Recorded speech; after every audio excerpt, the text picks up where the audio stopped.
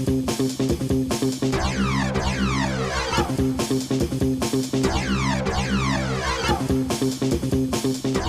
it's Johnny Two-Face here, back with another reaction video. This time reacting to Battle of Cornus 216 BC, Hannibal. This is part 16 of the second Punic War series by History March.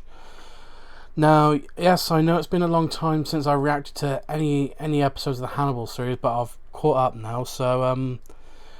So if you haven't seen my reaction to the other episodes in the Hannibal series by History March, I suggest you check them out before checking this reaction out, and also check out their History March's channel as well. So excuse me. So the usual disclaimer when I react to anything historical, if I don't show so much as what is considered a proper reaction, is probably obvious that I don't know much about the subject at hand, and if I do know anything, I'll most likely stop the video, or sorry, pause the video and give my input or ask any curious questions, which hopefully will be answered in the comments below. So yeah, the link to the original video will be in the description down below. Please go and subscribe to History March and check out their channel, support them, and if you want, feel free to check out their sponsors, which they usually are.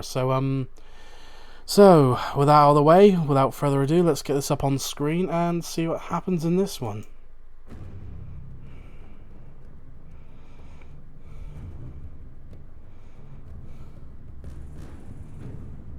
Ooh, I like this.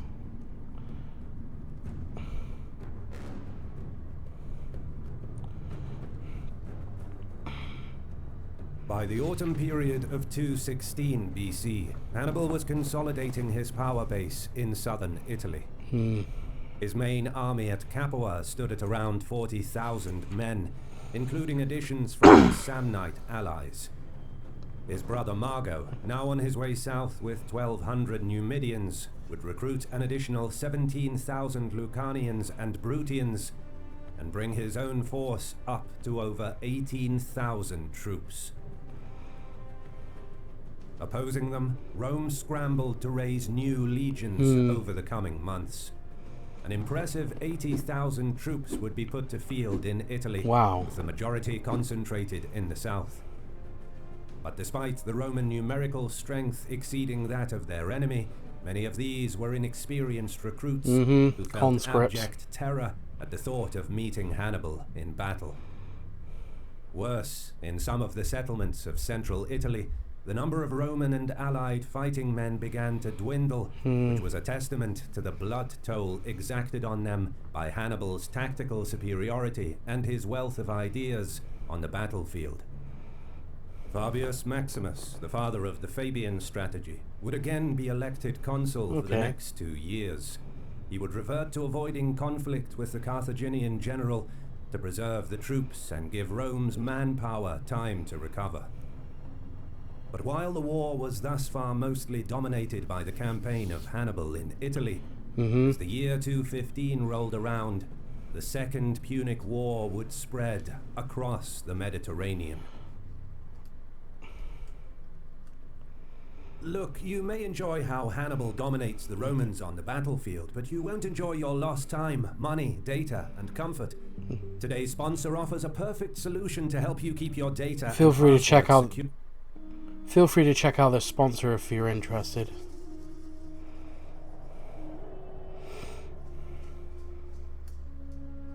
While Hannibal worked to add to his list of allies, his other objective was reinforcements.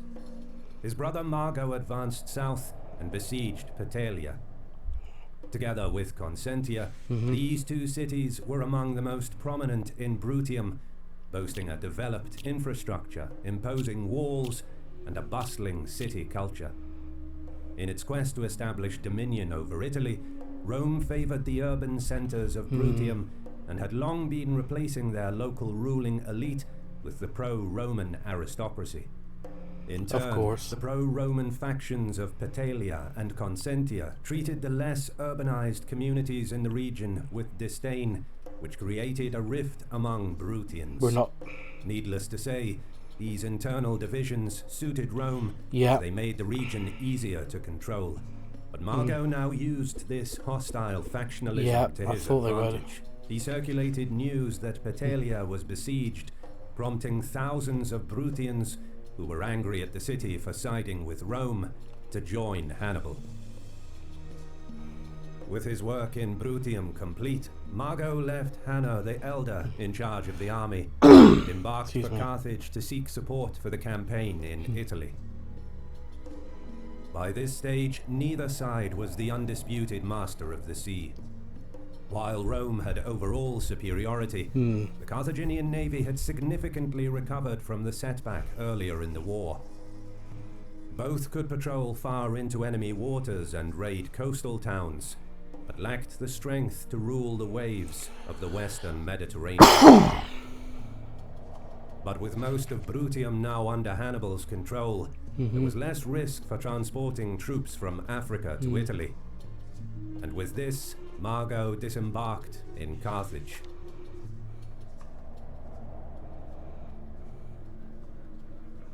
Murmurs reverberated in the packed Senate hall.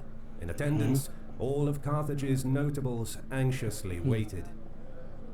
Then Mago rose to speak, presenting before the Senate the progress of the campaign in Italy. Colleagues, countrymen, since crossing the Alps, Hannibal had won several victories, including 3 great pitched battles against Rome's main armies, 2 of which were completely destroyed and their camps looted. And now the Romans avoid fighting us altogether out of fear. 200,000 Roman fighting men are slain and 50,000 prisoners are taken. Italy is in a state of revolt, and the south had gone over to Hannibal. With a single army, Hannibal had achieved all of this against several Roman armies. That's good propaganda. Then turned away from the map to present to the Senate a bag filled with hundreds of golden rings belonging to the Roman aristocracy that fell at Cannae. He asked for funds and additional armies to be sent to Italy. With another 20 to 30,000 troops at his disposal, Hannibal would break Rome. Mago's presentation suggested that with the 18,000-strong army that he himself had recruited, consistent pressure could be applied in Bruttium until the last of the cities loyal to Rome either came to Hannibal's side or were taken by force. Another army of 20,000 from Carthage could take and hold Apulia and its vital ports, thereby cutting Rome's ability to contest the waters of the Ionian Sea. This would open lines of communication between Hannibal and a likely ally, Philip V of Macedon, enabling uninterrupted transport of ships, provisions, and troops.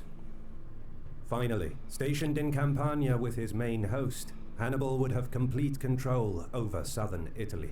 With 3 armies in close proximity, capable of quickly combining their forces, as well as controlling their respective areas individually, Carthaginian authority over local communities and cities would be absolute. As such, Hannibal could fully exploit southern Italy's manpower and resources to beat the Romans at their own game, the war of attrition, and could use his tactical brilliance to dominate the Romans on the battlefield. Hearing Mago's report, most of the Senate rejoiced. But, as fortunes of war would have it, Hannibal's worst enemies were not in Rome, but they were in Carthage. Internal conflict. When Hanno II stood up to speak, heavy silence fell upon the room. He was an immensely powerful aristocrat and a veteran commander, albeit not a very competent one.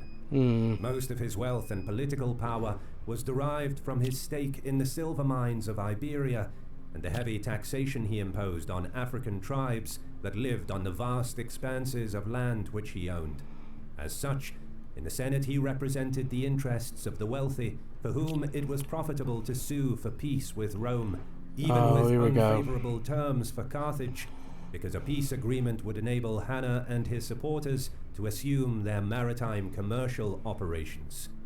In addition, their interests in rare metals is the reason why Hanno favored redirecting reinforcements to protect Iberia, and why he preferred territorial expansion not into Italy, but into Africa, where he and his powerful friends Wow. stood to profit from expanding their already endless tracts of taxable land.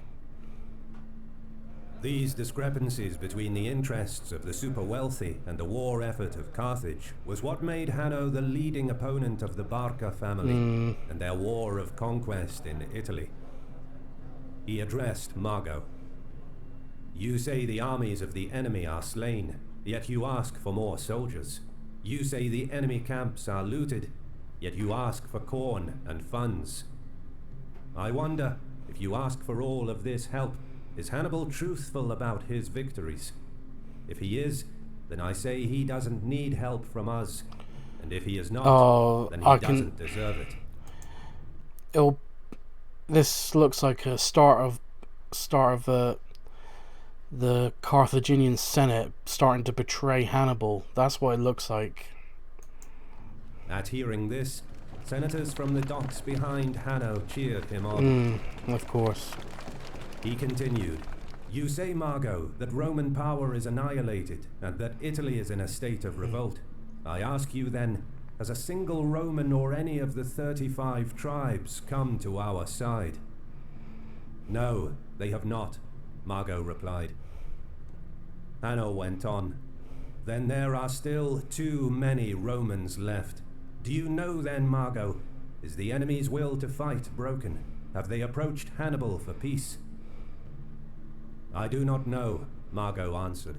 A truthful answer, given that he parted ways with Hannibal soon after the Battle of Cannae, and was unaware if any negotiations with Rome were taking place. "Well then," Hanno concluded, "with many Romans still in the fight, and no treating of peace, you have made no progress since the start of the war. I say, if Hannibal's victories are true, he should seek terms with Rome, and not ask for help from Carthage. Wow. For if he cannot obtain peace after his supposed victories, what terms will he be able to obtain if his fortunes Typical against the Romans politician. change? It seems to me that we are not discussing peace, but only talking about helping the agenda of one man, Hannibal." Hanno clearly showed in this senatorial meeting why he was one of the most capable orators of his time. But as clever as he was in discrediting Hannibal, the supporters of the Barcids were outraged. Wow. They had every reason to be. Hanno insisted that Carthage must negotiate with Rome, that peace was necessary, thereby implying that Carthage should not and cannot risk the consequences of losing the war, but must make peace now, while the going is good. If this fear of defeat ever reached the enemy, for the Romans it would be like smelling blood, despite their setbacks again. When it comes to the politics of these times, can you see a recurring theme here? Corruption from within. Especially from this, sorry to say it, this asshole. I'm probably going to get rinsed in the comments for that, but still. Against Hannibal, with such division among Carthage's top officials, the Romans would know that they had already won the war. So it's needless to say that Hanno's dissemination of this dangerous rhetoric directly undermined Carthage's war effort and perhaps its future as an imperial power. As Hannibal once said to his men, "War is won by those who are ready to conquer or die." And Rome had already shown its readiness to conquer or perish.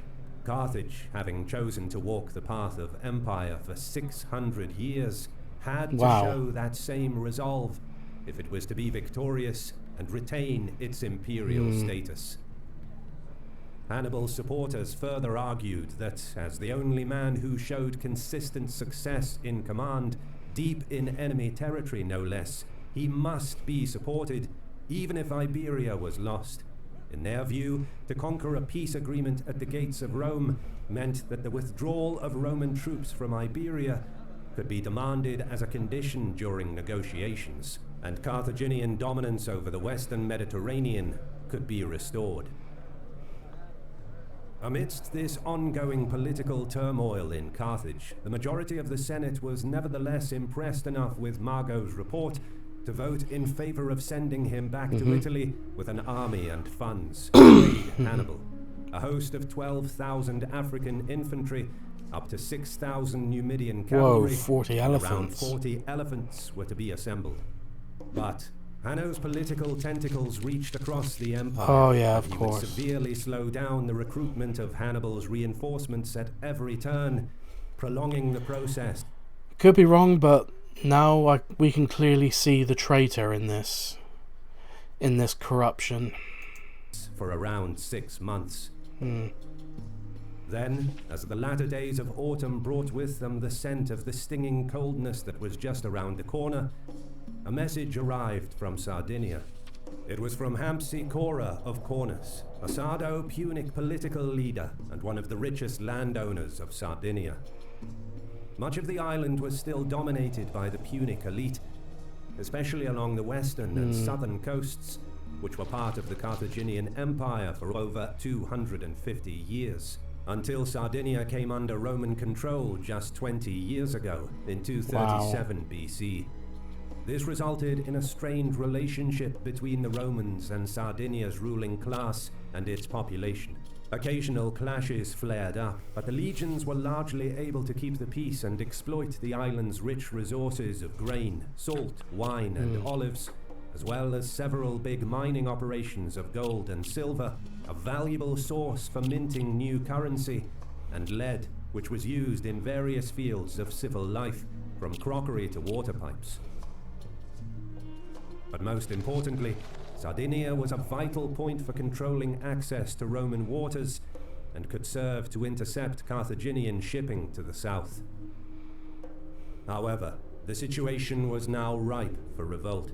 The ambassadors that carried the message pleaded for help, and the Carthaginian Senate made a decision to mobilize another army of 12,000 infantry and 1,500 horse to be sent to Sardinia under the command of Hasdrubal the Bold. Meanwhile, on the restive island, Hampsicora was joined by Hanno of Tharos. Their combined force motivated more cities to rise up. Wow. And some of the inland tribes pledged their support as well. Rebellion in Sardinia had begun. News of the unrest had reached Praetor Quintus Mucius Scaevola, a member of the ancient and noble patrician family. He immediately sent word back to Rome, asking for help. The Roman legion under his command was under strength due to sickness that he too suffered from and was unable to perform his duties. Provisions and payments for the troops were irregular amidst the chaos of the war, which only made the situation worse. Upon receiving his message, the Roman Senate hurriedly sent Titus Manlius Torquatus with a small contingent and provisions to patch up the legion in Sardinia. Titus was a distinguished Roman politician, twice a consul in 235 and 224 BC, and a member of the Manlia family, one of the most important patrician families of the Republic. Once he disembarked at Cagliari, Titus temporarily assumed command, bringing news that more reinforcements would come next spring. But upon learning of the activities of the rebels, he realized that he would not be able to hold out through the winter. The legion was still under strength and in poor health. Worse, once the Sardo-Punic army fully mobilized, they would outnumber the Romans at least 2-1, and this ratio would rise to 4-1 if the Carthaginians managed to reach the island before winter. Something needed to be done now, so Titus took provisions to last a few days and gathered no more than 6,000 men that were fit to march towards Cornus. Meanwhile, Hampsicora journeyed into the Sardinian interior to recruit troops from the tribes that declared their support for the uprising. He left his son Hiostus in charge of the 10,000-strong army and a collection of provisions until he returned. But Titus was closing in fast.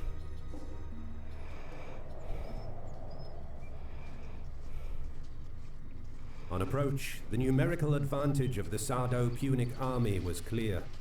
Tucked in between the sea to the west and the hills to the east, they held a strong position with the walls of Cornus behind them. But Titus observed that the enemy was not in full battle order and that no archers were manning the walls. It appeared as if they were not expecting a battle. He ordered the Roman line forward. All too aware of the poor physical condition of his men, Titus slowed the advance to a crawl, making it easier for his tired troops to maintain their formation. He had hoped that by closing the distance he would unnerve the enemy and force them into committing themselves forward. If the Sardo-Punic troops broke formation to charge, this would give the compact Roman legion a chance. But Heostas's orders were not to attack. Okay. Titus gradually halted his advance a mere stone's throw away from the opponent, yet they wouldn't move. Understanding that it would be impossible to dislodge a more numerous and better rested army from their defensive position, the Roman general resorted to harsh language. He berated Heostas, questioning his bravery and his manhood. Some of the centurions joined in with their own insults. The laughter of the Roman troops could be heard inside the city. The young Sardo-Punic aristocrat was fuming. After a few minutes of this verbal barrage, he could take no more. With their pride bruised, Heostas's men attacked with zest. The weary Roman line bore the initial brunt of the charge with some difficulty, but they held their nerve, encouraged by experienced centurions to stay compact behind their shields until the enemy ran out of steam. Titus then gave the signal. Okay. The formation of the less disciplined Sardo-Punic troops quickly began to crumble against the advance of the veteran legionaries. Step by step, the Roman line trod forward, jabbing at the enemy from behind the wall of shields. That's why they should have left some archers behind. But what's done is done. It became clear that Heostas's rash attack for the sake of saving face in front of his men was a bad decision. By attacking the Roman line, he abandoned his strong defensive position and trapped his own army between the enemy, the hills and the sea, and the walls of the city. Unable to escape, 5,700 Sardo-Punic troops, some 60% of his army, were cut down, but the exhausted Romans could fight no more and had begun taking losses as well. Seeing that his men are at their limit, Titus pulled back.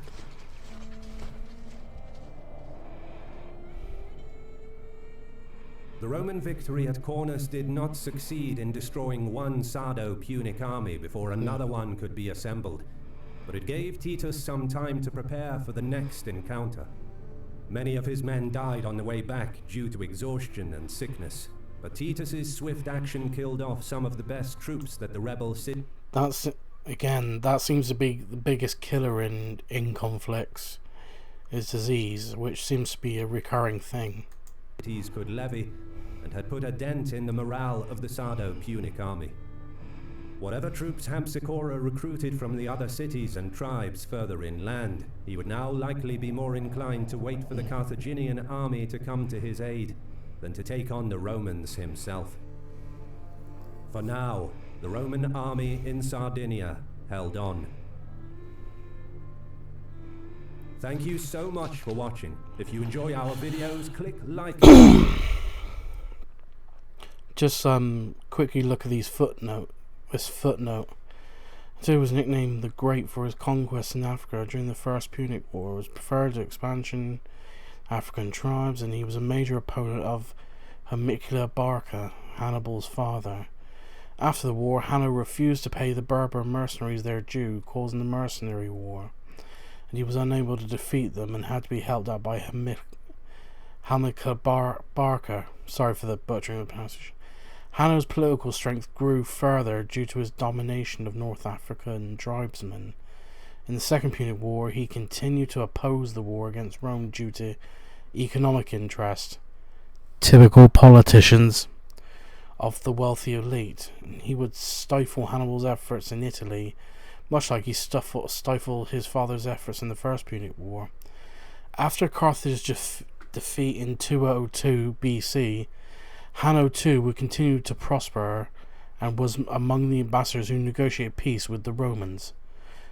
But they have a few episodes until then. So So yeah, that'll do it. This being another interesting video, another good episode of this Hannibal series. If you like this reaction, please like, comment, and subscribe. And subscribe as a sacrifice to the and I'll see you in the next one. gods of the algorithm.